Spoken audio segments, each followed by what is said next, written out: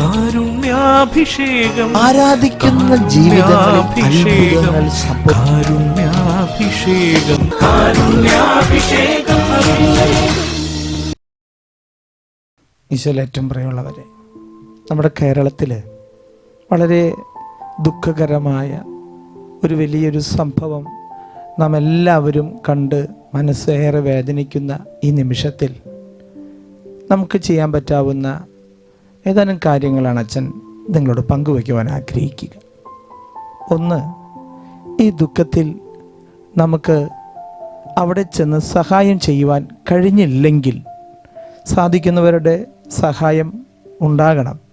ഒരുപാട് നല്ല മനുഷ്യർ രാത്രിയും പകലുമില്ലാതെ അവിടെ രക്ഷാപ്രവർത്തനത്തിൽ ഏർപ്പെട്ടിരിക്കുന്നുണ്ട്.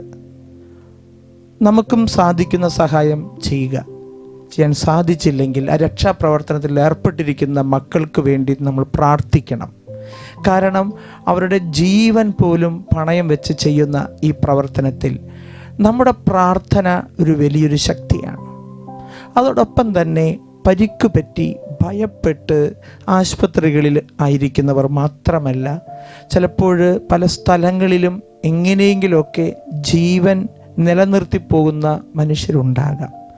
തീർച്ചയായും അങ്ങനെയുള്ളവരുടെ ജീവിതത്തെ ദൈവത്തിൻ്റെ പ്രത്യേകമായൊരു സംരക്ഷണത്തിന് വേണ്ടി നമ്മൾ പ്രാർത്ഥിച്ചാൽ ദൈവത്തിൻ്റെ വലിയൊരു കരുണ അവിടെ ഉണ്ടാകും. പ്രിയമുള്ളവരെ, ഇതിൻ്റെ പുറകിലെ കാര്യങ്ങളല്ല നാം ചെയ്യേണ്ടത്. ഈ പ്രകൃതിയിലുള്ള ചില പ്രതിഭാസങ്ങളുടെ ഭാഗമായി വന്നിരിക്കുന്നത്. അപ്പം നമുക്ക് എല്ലാ ദിവസവും ഇങ്ങനെയുള്ള മക്കൾക്ക് വേണ്ടി നാം പ്രാർത്ഥിക്കണം എന്നുള്ളതാണ്. അടുത്തത്, ദൈവം നമുക്ക് ഒരുപാട് സംരക്ഷണവും സുരക്ഷിതത്വവും പരിപാലനയും നൽകിയതിനോർത്ത് നമുക്ക് നന്ദി പറയാം.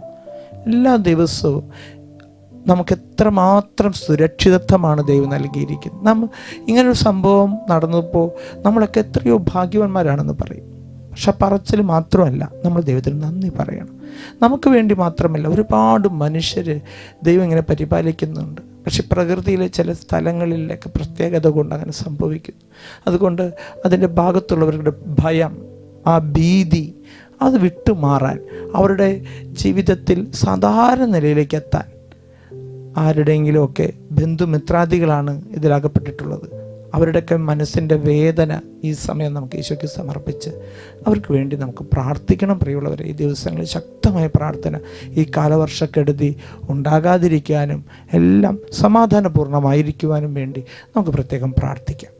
കർത്താവായ ഈശോയെ, ഈ പ്രകൃതി ദുരന്തം ഞങ്ങളുടെ ജീവിതത്തിൽ ഒരുപാട് ആഘാതങ്ങളാണ് ഉണ്ടാക്കിയിരിക്കുന്നത്. ഒരുപാട് മക്കളുടെ മനസ്സ് തകർന്ന് വേദനിക്കുന്നു. ഒരുപാട് നല്ല മക്കൾ അതിന് ശുശ്രൂഷയിൽ ഏർപ്പെട്ടിരിക്കുന്നു. കർത്താവെ, അവരെയൊക്കെ പ്രത്യേകമായിട്ട് പരിപാലിക്കണമേ എന്ന് പ്രാർത്ഥിക്കുന്നു. ഒരുപാട് മക്കൾ വേദന അനുഭവിച്ച് ശാരീരികമായ അവശതകളിലൂടെ കടന്നു പോകുന്നു. അവരെ ശുശ്രൂഷിക്കുന്നവർ, കർത്താവെ, അവരൊക്കെ അനുഗ്രഹിക്കണമേ.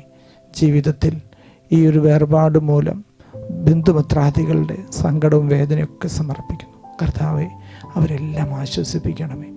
ഞങ്ങൾക്ക് ദൈവം നൽകുന്ന ഈ വലിയ സംരക്ഷണത്തെ ഓർത്ത് നന്ദി പറഞ്ഞ് പ്രാർത്ഥിക്കും. കർത്താവിൻ്റെ കരം ഞങ്ങളുടെ കൂടെ ഉണ്ടാകണമെന്ന് പ്രാർത്ഥിക്കും. കഷ്ടതയുള്ളവരെ, കണ്ണീരുള്ളവരെ, നിങ്ങളുടെ കണ്ണീരൊപ്പിയെടുക്കാനുണ്ടല്ലോ ദൈവം.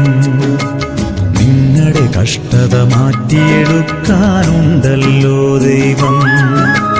കഷ്ടതയുള്ളവരെ, കണ്ണീരുള്ളവരെ, നിങ്ങളുടെ കണ്ണീരൊപ്പിയെടുക്കാനുണ്ടല്ലോ ദൈവം. നിങ്ങളുടെ കഷ്ടത മാറ്റിയെടുക്കാനുണ്ടല്ലോ ദൈവം. ഈ ധരയിൽ പെരുകും വൻ പ്രതിസന്ധികളിൽ താങ്ങായി തണലായി കൂടെ വരും നല്ലവനാം ദൈവം.